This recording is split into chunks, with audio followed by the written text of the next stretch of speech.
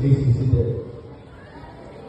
To our school, high school principal, president, to our teachers, to my fellow barangay officials, to our parents, to our awardees, to our movers, and especially to our graduates, good afternoon.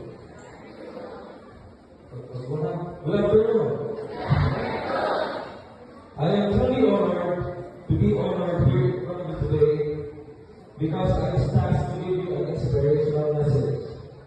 So even if you are professional, but still I am trying my best in giving you a short yet powerful message. So according to Dennis Wheatley, the greatest gifts you can give to our children are the roots of responsibility and the wings of independence. So when I was 14 years old, I remember selling my first pack of candy. So when it came in, I only buy it for 46 pesos. Ang ibalik niya sila namin. Kung ang indihan sa po, 74. Kaya presentation day ko naman. So, in just a span of 5 days, I was able to make a profit or an advance of 270 pesos. And at that time, I realized of how beautiful and intriguing business is. So, let me try to communicate kasi pagkaon na. There was a time na, I think nutrition month, if I'm not mistaken, tabo ng pangalan. Ano yung tabo ng pangalan nila? Tabo ng pangalan ko. So, isang ko rin mama ko, dapat ligo, so, ikaw na ulay na. Kanya, all of a sudden, nakarong tumakbo. And then, I have been through different challenges in my life. Not to be boastful, I used to be a laborer, I used to be a truck driver, I used to be a student, athlete, businessman, and I used to be an agent, and etc. These experiences were the evidence in making me believe that if you really dreamt of something, there is no one who will lead you in reaching your dreams but you and yourself alone. Many people have been trying to destroy me, I know you know that, in many different ways, but never did I ever stoop down to their level. Ngayon, kay maunong isla ng kawalan, na bisan usapan na ng panagkamot, hindi na nila mabuba. That's why you movers, students, awardees, graduates, just keep on going, just dream high, and just aim high. The second thing that I want you to learn is being successful or being independent or being mature at an early age was never a red flag. But it is an advantage for you and your incoming years. One time, kasukaan ng mga ay katong papo ng pangalan sa Surigao City, sa Ipon University Surigao. So, isuwi lang ang tulay, and then, pagkakuman sa coordination, natin na kung tulog. Okay, ang pagtulog, kakilo, may kasabay ng mga tulog, like ang kamatis. So, it was an inspiration for me to keep on doing. Even if, katulog na amang, but still, nakakang tuloy sentimental about you. Speaking of mom, hindi na itong mga binigyan. Mawili ang angay na itong pasalamatan. Ngayon, hindi na itong binigyanan.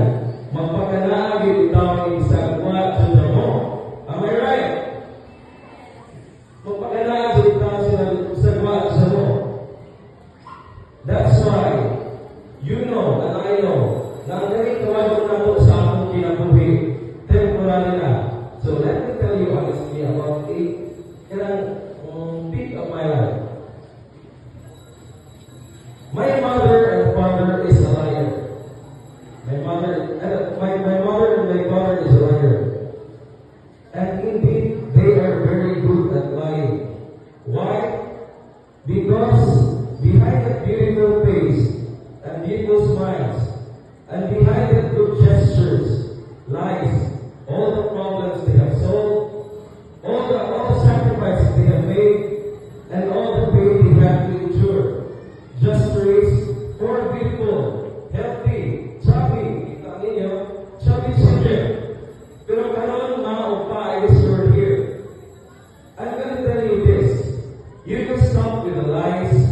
You can stop pretending to be okay even when it's not. Why? Because you did a good job on raising your beautiful children. Two of them are currently medical students. One of them is about to enter college life. And I can proudly say, Ma, Pa, may anak ka na as teacher man. So ako mga baka na ako mga ginigay natin. And lastly, Aging National High School may not be my alma mater. But the fact that I was chosen to lead the youth of Barangay Aging, therefore, obligado ko na magtuman sa akong masaan sa Aging PDI. And by that, what I mean is educational cash assistance program to our grade 12 students.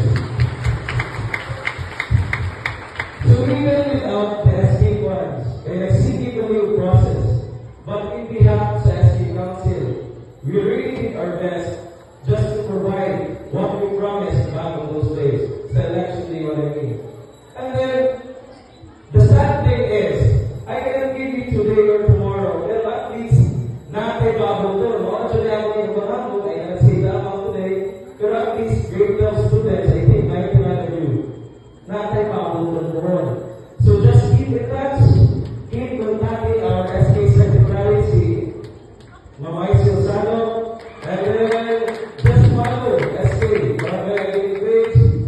Once again, congratulations to our parents, congratulations to our graduates, congratulations to our movers, congratulations to our awardees, and then